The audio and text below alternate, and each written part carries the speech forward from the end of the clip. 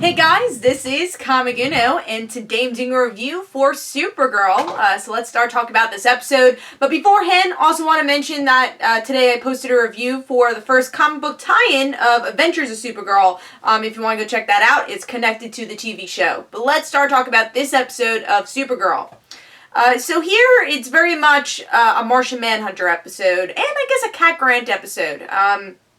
Our villain of the week is actually a white Martian, which is related to Martian Manhunter's origin story, where the white Martians took over Mars and destroyed John's family. So now, obviously, he's on Earth, and he sees a white Martian again, and he doesn't really know what to do about it. And the white Martian realizes that there still is a green Martian, which obviously is Hank / John Jones, and we see how Hank / John Jones pushes away Kara and Alex from the situation because he doesn't want his new family to get hurt.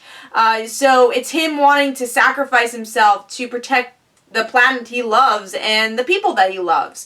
But in the end, we get to see Kara try to convince John, saying, hey, we don't want you to die. You're with us also, and we need you. So they're able, obviously, to capture the white Martian. I'm sure that story will come back.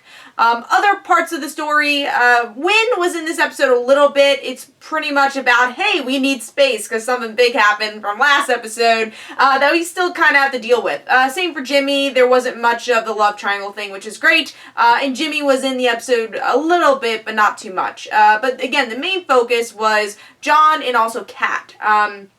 Because we get to see Kat's oldest son come back because Kara wrote a letter to him pretending to be Kat.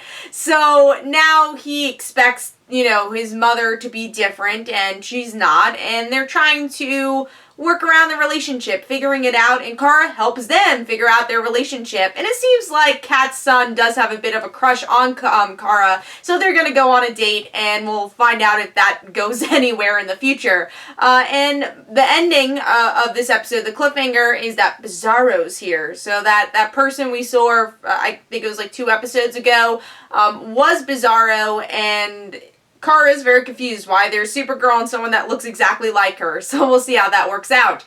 So let's start talking about what I liked and disliked about this episode. I really enjoyed this episode, honestly. I thought it was a very well done, emotional episode, and especially with Martian Manhunter, it fleshes out more of his storyline, which obviously there's a plethora of storyline there, and it really shows the theme of family, and also, I guess, the family you make, and also your blood family. And that really is shown with Martian Manhunter, that he sees Alex and Kara as kind of his daughters, and he's trying to protect them. But at the same time, he's dealing with these memories of Mars and not being able to save his old family. So I thought that was a really well done story. And what I keep saying about Supergirl, and I still think it really stays true, I think Supergirl's the best show with the villain of the week. They're really able to connect it to the main characters better, and it doesn't really feel like a villain of the week. Even though the White Martian technically was a villain of the week, it was very connected to John's story, and obviously will come back in the future and play a bigger role in the future, which I'll get into. So I loved what they did with John Jones. And another fun scene, first of all, the team up between Martian Manhunter and Kara, or Supergirl, that was great. Even though I thought the camera was a little bit too close, had a little bit too many close-ups in the fight, still I think the flying fighting has improved a lot, which was a complaint in the beginning of the season, but they really have improved. Again, the camera's a bit too close. I would like to see a little farther away, but that's something they can improve on in future episodes. But one scene I really liked in this episode with the fight was seeing Kara and they don't mention it in the episode, but seeing Kara and John's weaknesses together. So John, again, wants to protect his kind of daughter figure, which is Kara, puts the kryptonite handcuffs on her, but right next to him is his weakness. Now, if you read the comics or if you know anything about the DC Universe, Martian's weaknesses are fire. So you see Kara's weakness, and then you see Martian Manhunter's weakness, which is fire, which hopefully they'll explain in the show a bit more. But I thought that was just kind of a cool parallel to see on screen, and to kind of see our two main characters, because Martian Manhunter has become, you know, his own main character in this show, and has his own journey. Seeing their separate journeys there, and seeing them together, so that was pretty cool.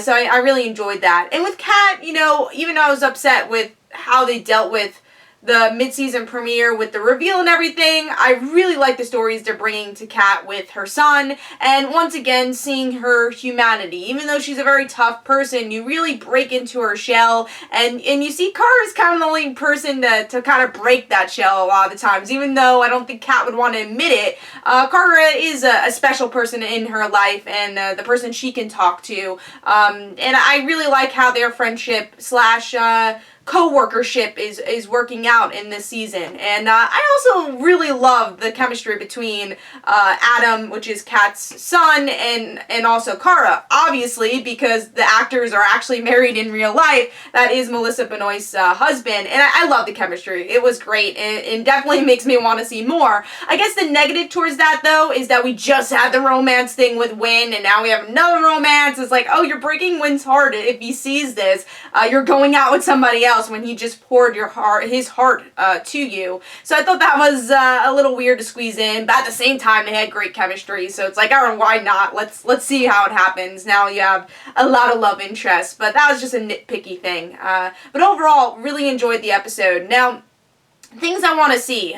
Martian Manhunter story. Like I said, with the White Martians, I think that's something we're going to see in the future, and I hope we could get an arc, probably not this season, but next season with M'gann, Miss Martian, who is John's niece, which if you guys don't know the comics, or if you haven't seen Young Justice, she is a White Martian, and I think after this episode, and this big heavy episode of all White Martians are evil, it'd be kind of cool to bring in a character that is, you think is a green Martian, but you find out is a white Martian, and how you see that not every white Martian is a bad alien. I wonder if they're going to explore that.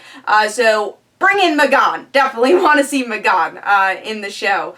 And the last thing I want to talk about is obviously the cliffhanger with Bizarro. Now, I'm a little confused if Melissa's playing Bizarro. It looks like she is, but at times I'm like, is it another actress? What's going on? So, also some things I'm looking forward to, but I don't know what's going to happen in the next episode, is will Bizarro be like the fun Bizarro in the comics where they say something backwards, or, you know, say the opposite of what they're thinking, or is she just going to be completely evil? I kind of want the fun Bizarro, because I think that'd be kind of cool to see Melissa play, and it does look like in certain scenes Melissa is playing Bizarro, which is really good, because that's what I want to see, just to see two versions of Melissa on the same screen. But hopefully we get to, like, gotta dig deep into Bizarro, saying she's a misunderstood character who says things backwards that is being manipulated by Lord, Maxwell Lord. So I'm really curious what version of Bizarro they're going to take. I hope it's the backwards, opposite, hey, I'm a misunderstood